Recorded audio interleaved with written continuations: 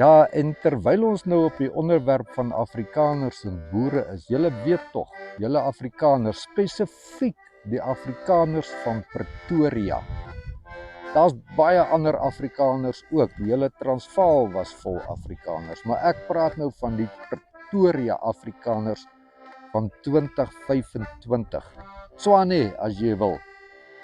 Hier in die Vrystaat, hier tussen die boere, is daar ook so 'n plek soos Tshwane, hulle noem hom Nwate. En dis nie Pretoria nie, dis Parys.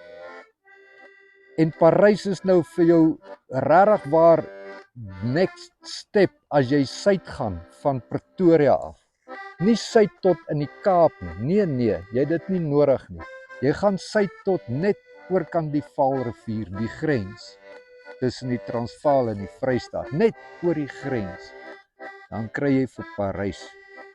En ek sê vir julle, na vandag se Afrikaner wat boeremusiek speel, besef ek, julle Afrikaners van Pretoria, julle is welkom hier in die Vrystaat, hier in Parys.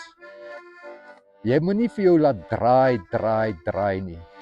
Jy moet vir jou 'n plekkie kry hierso. Hier's pragtige erwe hier in Parys, burgererwe. Dis erwe wat so groot is, jy kan sommer amper 'n blok woonstelle daarop bou. En dit bly lekker hier. En Parys is 'n lekker plek. En dis binne in die Vrystaat.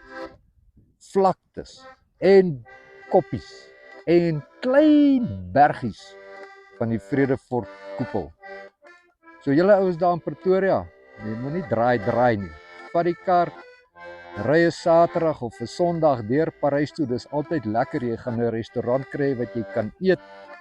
En dan vat jy jou kar en dan ry jy dwars deur die dorp.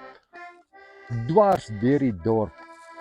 En jy kyk en jy beleef en jy maak planne. Want ek weet, die Afrikaners wat hier in Parys is, manne, hulle is heeltemal tevrede. Heeltemal tevrede. Oh, Mary.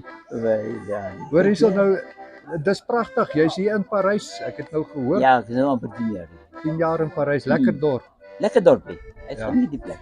Nee, jammer van water en krag, maar dit maak nie sin saak. Ja, dit maak Ou nie raak saak nou nie. gewoon daar. Die gees is goed. Dis dit. En die Afrikaans. Ja. Ja. Kyk, ek het die boerorkes gehad. Ons het 'n hele klomp CD's gemaak.